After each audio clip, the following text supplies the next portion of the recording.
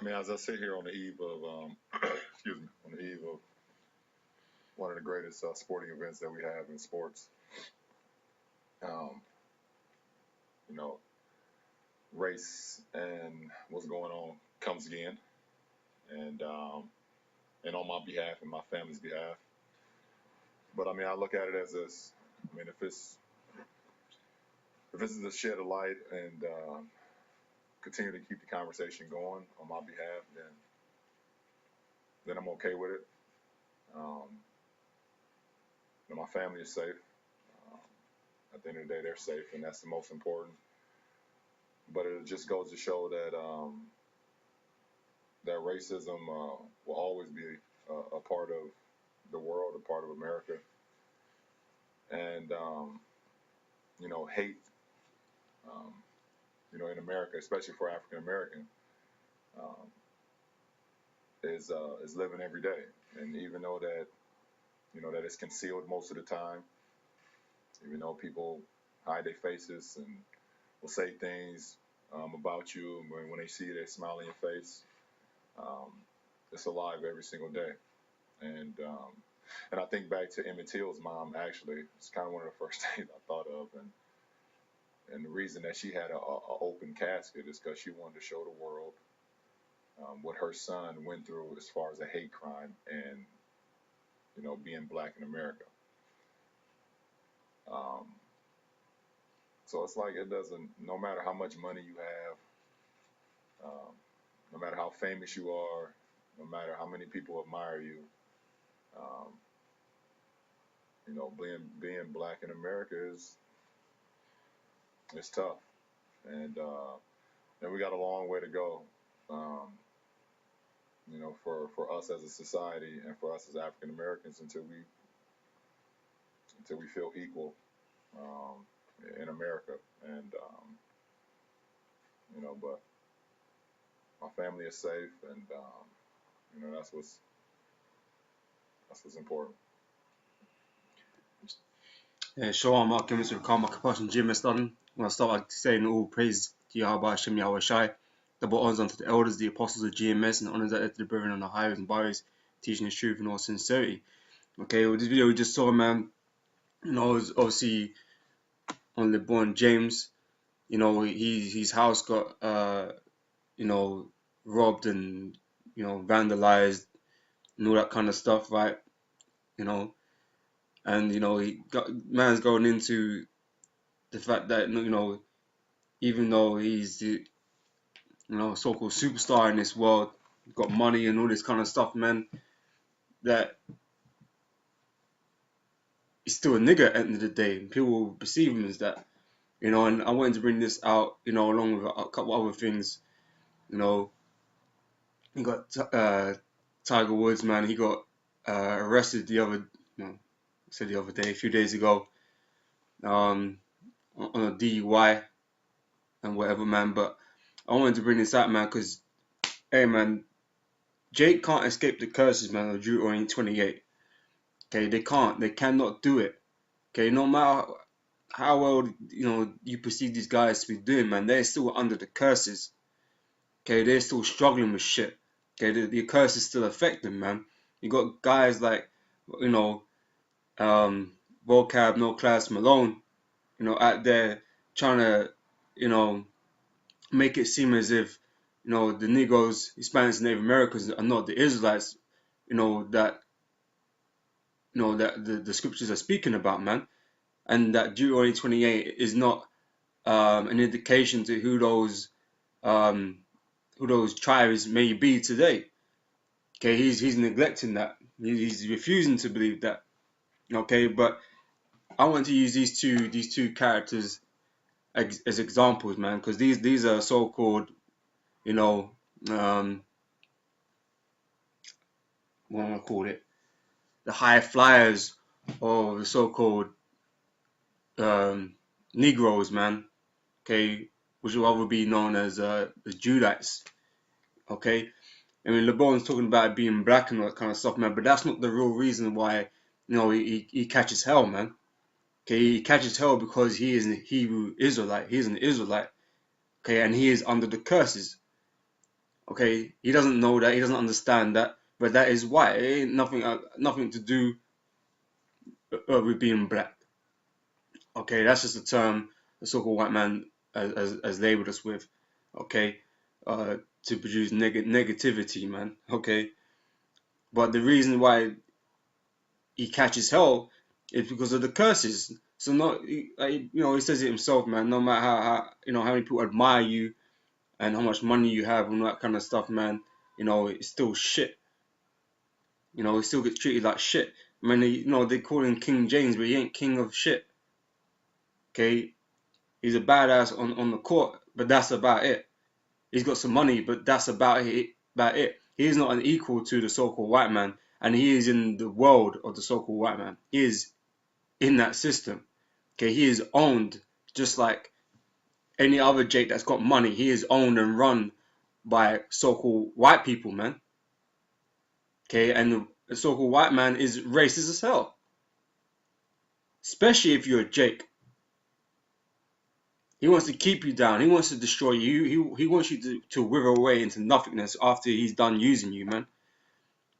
Okay, he don't give a fuck. Like he said, they'll be nice to your face and say nice things and that kind of stuff, man. But when your back's turned, man, they're doing all kinds of evil shit and thinking evil upon you, man. Which I want to do another video on an interview that Charles Barkley had with this white supremacist guy. Lord willing, I'll get that done today as well, if I have the time. But it just shows you, man. No matter who you are as a Jake, you are suffering under the curses, man. And this is Deuteronomy 28 shows that, man. It shows who we are. Okay, it shows that we're the Israelites. Okay, right. I just wanted to play another one quickly before I get into it. Okay, we say Tiger Woods. Everyone knows Tiger Woods, man. Okay, come on. One of the most successful sports stars on the planet, right? Well, up until recent. Okay, but he was arrested the other day, right, for being under the influence. Okay, at the initial start, people were saying that it was alcohol. Okay, and you got this. Before any of this information comes out, you got this coon talking shit about him already, man. Yeah, that's just what happens, man. As soon as you get elevated to a certain position in life, okay, and when you start to falter, man, hey, the whole world comes crashing down upon you, man, and people start talking shit about you, and it might not even be justified. But this is a classic case, all right. This is a classic case. Right? All right, okay. So let me get because you asked the do the question, right? Shannon, what's your reaction? Sad, disappointed. You sound disappointed. I don't know if we've ever had a greater athlete fall so far from glory. Okay, fall from glory. That's Jake's fucking story, man. Okay, even if Jake gets something in as well, he's gonna fall from his highship, because he can never be as high as a so-called white man. The so-called white man is in his glory, in his heavens right now. Okay, and as long as they're in rulership, man, Jake is never gonna get that everlasting peace, man. He ain't ever gonna get that, no matter how much money he earns, man. Okay, no matter how much, no matter what his status is in the world as a star or whatever, he is not the so-called white man's equal in his world, man. Okay, it don't mean a damn thing. Okay. You've seen this young man precipitous fall. There are very few things. Some things I can have sympathy and I can empathize with, but this is not one of the offenses, because with the amount of money that he has, if he could hire a driver, he should never put himself in that situation. Right, he's got loads of money. He should have no problems, correct? Right? That's what people assume, man. But not when you're Jake. Okay, not when you're Jake. Not only did he put it, if that's what you want to do, fine. But don't put other people in harm's way. When you drink and drive, get behind the wheel, you put other people's lives at risk. All right, so these guys being a coon, man's jumping to conclusions already, but it's already come out, that it was Woods under says drugs. He was not drunk when police arrested him for DUI, and the police report is now confirming that. We're told that he passed his breathalyzer test, did not pass the field sobriety test, Tiger Woods apologized and acknowledged that he was on medication. Police also say that they found him asleep at the wheel, stopped on the side of the road. His speech was slurred and slow as he told officers he just returned from golfing in Los Angeles. So Tiger's catching hell too, man. All these great, so-called great people in our society, amongst our people, okay, they're catching hell, man. Some catch hell more than others, man, but they're all going through some type of hell, man, which is down to the curses, man, which puts us directly in Deuteronomy 28. You know, the guy wasn't drinking, the guy was under medication. Then ask yourself why. Because he's going through fucking hell, man, going through all kinds of, back surgeries and back pains. The Most High has crippled the dude, man, pretty much. The Most High has taken his glory away from him. Okay, because he doesn't, he doesn't do nothing for the Yahweh Hashem Yahweh Shai. Okay, he doesn't serve him. Okay, and even us, man, even though we serve Yahweh Hashem Yahweh Shai, we still go through hell, man. If anything, we go for a worse hell. Okay, then we have tougher trials to go through, man. Because the things that we have to do and put up with, man. Okay, but we're all suffering under the curses as a nation, man. Okay, regardless of who it is. Okay, so like I said, Deuteronomy 28 is about us, man. What we were gonna go through if we broke the laws, statutes, commandments of the Heavenly Father, man. Okay, this is what we are being put through because of that. Okay, and that is why we're in the land of our captivity today, preaching these things and telling our people why we are in the condition that we're in. Okay, it doesn't matter if you've got money, it don't matter if you're poor, we're all going through the same fucking curses, man. Okay, we're all suffering because of unrighteousness. Okay, so let me start, because like I said, you got Vocab Malone talking shit, asking dumb questions, and but the Lord's not dealing with it, and that's why he has no understanding, man. That's why he either can't see it or don't want to see it. Okay, that's him. We know these scriptures, man, and the Lord's revealed it unto us, these secrets, these dark sayings. Okay, the Lord has enlightened us, man. Okay, with this knowledge. Okay, and that is why we're out there on the highways and byways teaching, just as it was prophesied that it would be. Okay, that the men of the Lord will be out there on the streets, man, prophesying. Okay, that is our role. We fulfill prophecy, man. Okay, that's the Spirit moving within us. Okay, but we're going to get into Deuteronomy 28. I know there's multiple brothers that have done this and got into Deuteronomy 28, but, I'm going to go through bits and pieces of it because, I just wanted to use these two guys as examples, man, that no matter what, Jake's still going through the curses, man.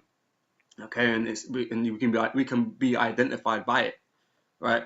So, starting from verse 15 in Deuteronomy 28, it says, "But it shall come to pass, if thou wilt not hearken unto the voice of the Lord thy God, to observe to do all these commandments and his statutes which I command thee this day, that all these curses shall come upon thee and overtake thee." Okay, so prior to verse 15, it talks about all the blessings, okay, which we don't currently receive in its entirety. Okay, you might have little bits here and there, tiny bits.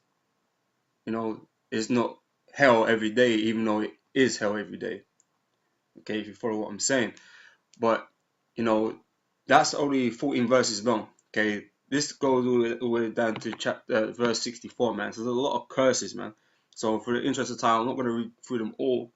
Okay, but I'm going to pick out, the relevant ones that, kind of relate to,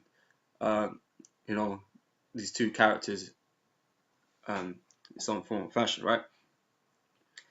So first I'm going to jump down to verse 20, right? It says, "The Lord shall send upon thee cursing, vexation, and rebuke." Okay, if LeBron James and Tiger Woods ain't vexated in their spirit, because of the things that are happening around them and to them, it says, "In all that thou settest thy hand unto for to do," okay, until they'll be destroyed. So you're going to go through all this vexation and rebuking and all this cursing, no matter what you do. Okay, you could be a carpenter, you're still going to go through vexation and rebuke, and you're still going to curse, okay, to all the way to being an NBA star, man. It's the same shit. You're still gonna go through all that, man. Okay.